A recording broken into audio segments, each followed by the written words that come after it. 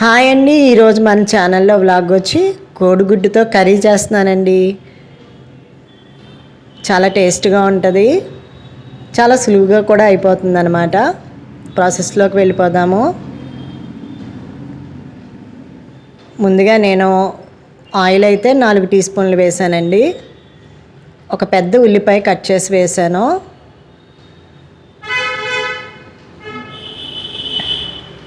Onions cut చేసి వేసిన తర్వాత పచ్చిమిరపకాయలు కూడా వేసానండి. కట్ చేసి సిమ్లో పెట్టుకొని బాగా దోరగా వేయించుకోవాలి.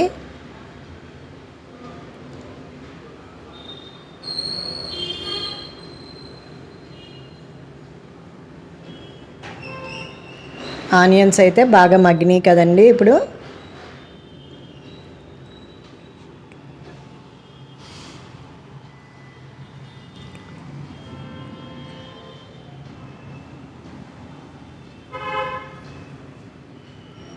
హాఫ్ టీ స్పూన్ పసుపు యాడ్ చేస్తున్నానండి.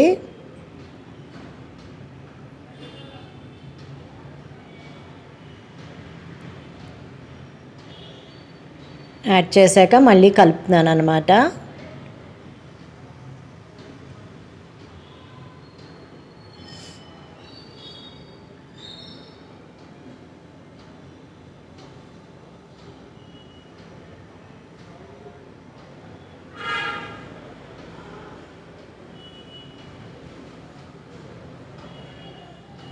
అలాగే కొత్తిమీర కూడా యాడ్ చేశానండి.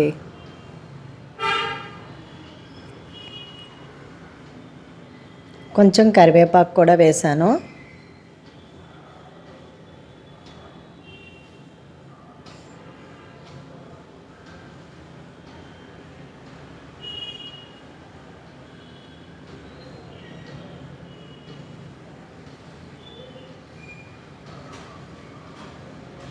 రుచికి తగినంత సాల్ట్ వేసానండి.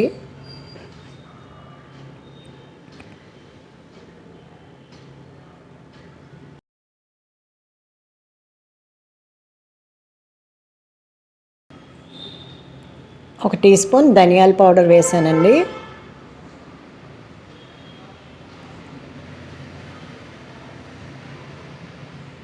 ఒక టీ స్పూన్ జీలకర్ర పౌడర్ కూడా వేసానండి.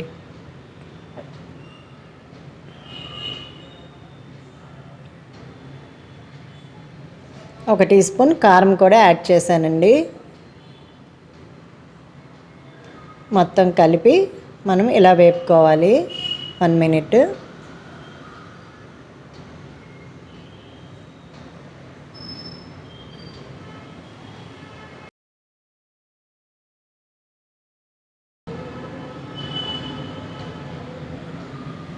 ఇందులోకి కోడిగుడ్లు కొట్టి వేస్తున్నానండి. ఇప్పుడు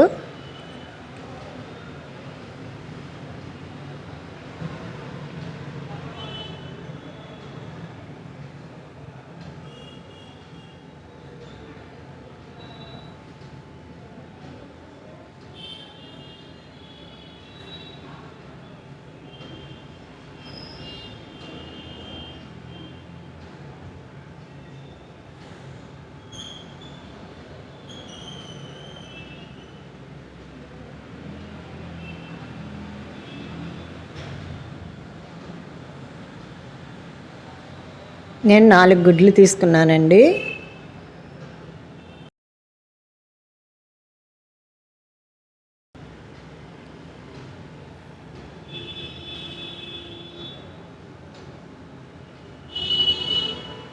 నాలుగు గుడ్లు వేసాక అడుగు నుంచి కలుపుకోవాలండి. కొంచెం కళాయికి అంటుకుంటుంది, జాగ్రత్తగా కలుపుకోవాలన్నమాట.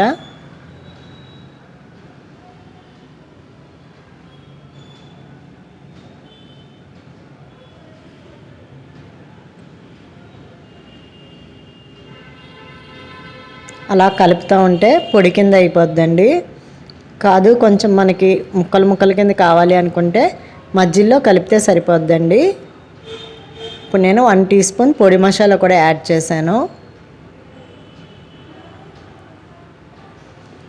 ఇలాంటి ఈ పొడులన్నీ వేసుకోవడం వల్ల నీసు వాసన రాకుండా ఉంటుందండి. ఇష్టం లేకపోతే ఈ పొడి మసాలాని స్కిప్ చేసేయచ్చు.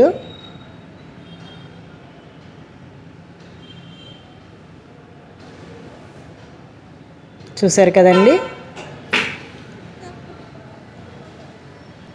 కర్రీ అయితే రెడీ అయిపోయిందండి. కర్రీ అయితే సర్వింగ్ బౌల్లోకి తీస్తానండి. ఇది రోటీలోకి బాగుంటుంది, చపాతీకి బాగుంటుంది, రైస్లోకి బాగుంటుందండి. కోడిగుడ్డు కర్రీ చాలా టేస్ట్గా ఉంటుందండి. నా వీడియో కనుక నచ్చితే లైక్ చేయండి, షేర్ చేయండి, సబ్స్క్రైబ్ చేయండి. థ్యాంక్స్ అండి.